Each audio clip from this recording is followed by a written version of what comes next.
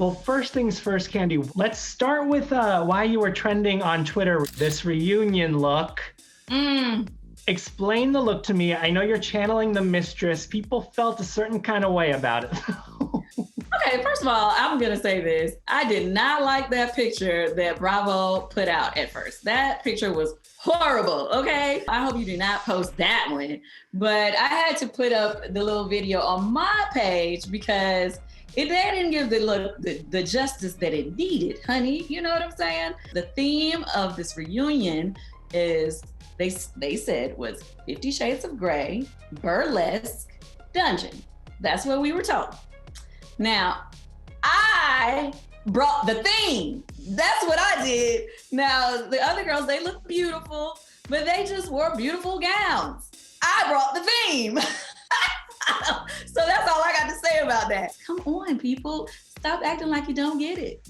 You should be trending on Twitter for the little meme that's going around now of she understood the assignment. Exactly. Well, other than people interpreting the dress code a little differently, how did reunion go? Maybe one word to describe this reunion. I mean, what other word to say other than drama? Drama? That's the only word I can use to say for this group of girls, period. Who had it the worst? Oh my goodness.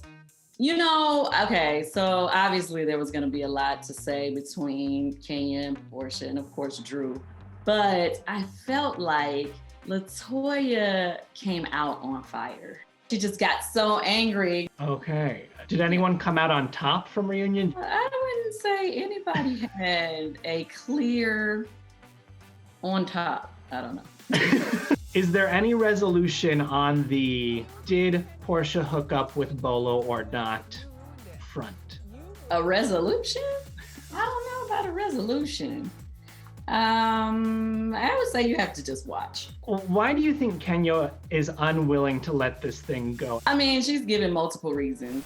I'm talking about it because we're talking about It looks like it. you were Because keeping if my it name was out of your me, mouth. we would be talking about it until I got No, dragged because I all the don't way back talk about home, your honey. For me, I don't want anybody to be crucified for, living their best life, I just was like hoping that she would let it go. But on the other side of that coin, when I listened to the viewers and how much they had fun talking about it, I was like, okay, well, if she didn't talk about it, they wouldn't be able to talk about this. They wouldn't have had anything to watch. And I think I heard multiple women's voices. What do you think her end game is, though? Is it to get to the truth, or is it to just shame Porsha? Is it both, somewhere in between? Probably somewhere in between. It's a complicated thing because on one hand, I understand keeping things private. Like if it happens in the bedroom, nobody has to know about it if you don't want them to. Mm-hmm. But on the flip side, it was part of a filmed event.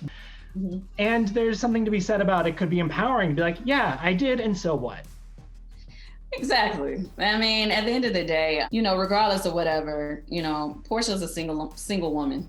So regardless if she did or she didn't, she doesn't have to say anything because it's her choice if she wants to talk about her own personal business.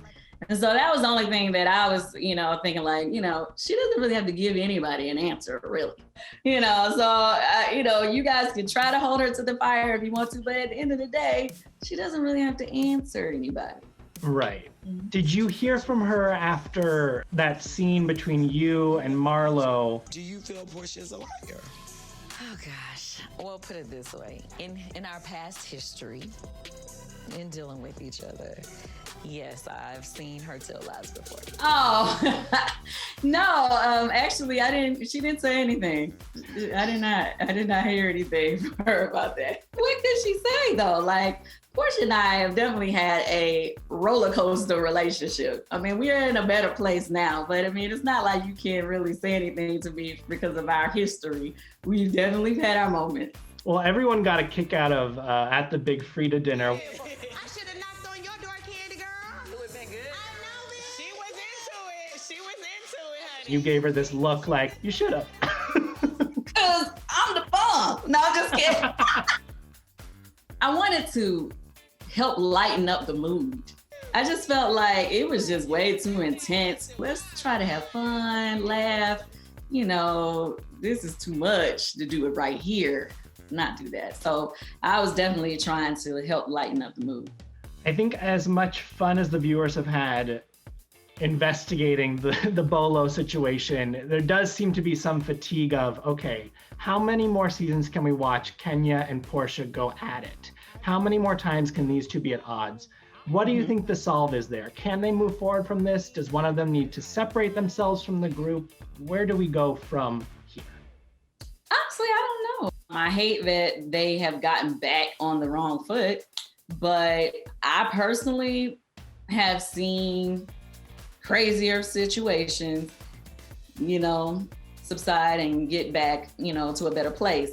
So I wouldn't say that they couldn't, ever fix it. It could be fixed. If Kenya and Marlo can fix it, Kenya and Porsha can fix it. I definitely feel like we would like to see them say, okay, let's bury the hatchet. There's a lot of chatter about maybe it's time for a little cast refresh, switch this group up a little bit. What would you like to see? The way I look at it is we just shook things up. And I feel like people were just starting to get to know some of the new people in this past season.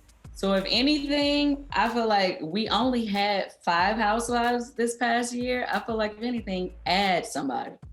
I don't feel like we need to switch it up again because we just switched it up. We just added new people. And I feel like there's more to get to know about the new people. And I feel like we could possibly add one more just to have a bigger group. Right. When I saw that, I was like, this is okay. We're in for a COVID season. We're in for a smaller season. You guys delivered. You still delivered iconic moments. The entire Charleston trip will go down in Housewives history. I've never been in a sex swing before. Have you thought about launching another business where you curate bachelorette parties for people?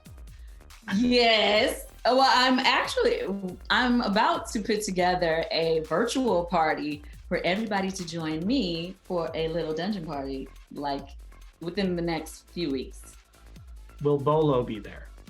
Yes. Have you spoken to Bolo about the whole ordeal? And does he have any feelings about becoming a major plot point? We do speak about it. We don't go too far into detail. I don't ask him any of his personal business about, what he did or did not do or anything like that. But I think at first he was a little nervous about what this could mean for his life. And he was a little afraid, to be honest, about, how it affects him. He has his own personal relationship. He has a family, and so to be put on this platform could be a little scary, But I just told him, just keep your head up. You have so much more to offer the world, and just accept that people are excited to know more about you. Just look at it that way. That is, I think people would have been excited, scandal or not, after seeing him in that Chanel suit and all he had to offer. Kandi. Hey, just look at the bright side. Well, he's been on, when I took the dungeon on tour, everybody goes crazy when he hits the stage. Let me just say that, okay? Crazy. Does not surprise me at all. They love him. I can tell you that. Have you spoken to Tanya since she opted to step back from the group after that trip and the conversations around it? No, we haven't had an actual conversation. Were you surprised that she checked out after that? Not really. I think it was a lot for her. Overall, we have to remember that people have lives outside of the show. And, the thing that, if nothing else that you know about Tanya, the thing that's most important for her is her relationship with Paul. And anything that's going to jeopardize that, she doesn't want any part of it. She was doing well for herself before she came on the show. So it's not like her life depended on Real Housewives of Atlanta. Right.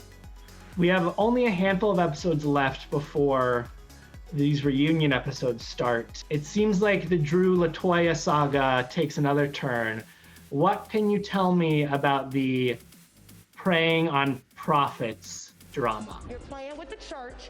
You're playing with the prophets. You're preying on prophets, and you got that Delilah spirit. You've been out. I still don't understand that whole situation. I felt like Drew got a little too invested in that, in my opinion. I mean, okay, I get it. You know, she felt like she kept calling Latoya a Delilah. I was like, what?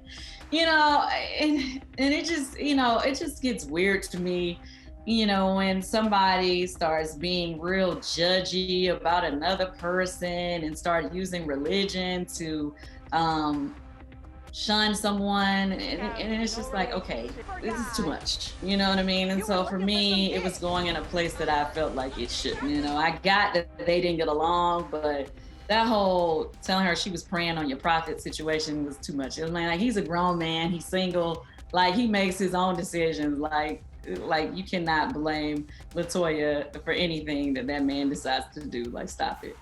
Well, I am excited to see what plays out in these last couple episodes. Is there anything you're super excited for the viewers to see? Yeah, Blaze. You know, no, I was super excited to see, you know, our restaurant Blaze actually open and the girls come through on the show, because it's like to know that before they announced the pandemic is when we had signed our new lease for our restaurant. To be able to still pull through and still make things happen, you know, we were very happy that it still came together and everybody's fine and everything is good. So I was happy about that. I'm ready for the cameras to go up on that OLG show that may or may not be happening, Kandi. Well, we're supposed to be coming back together very soon. Good. You also have Envy coming out on Lifetime. I found her in the closet trying on clothes. What? She wants to be you. Go and take what's mine. Get a taste of that hot life. Why do people need to tune in to Envy? Well, Envy, this show is super good.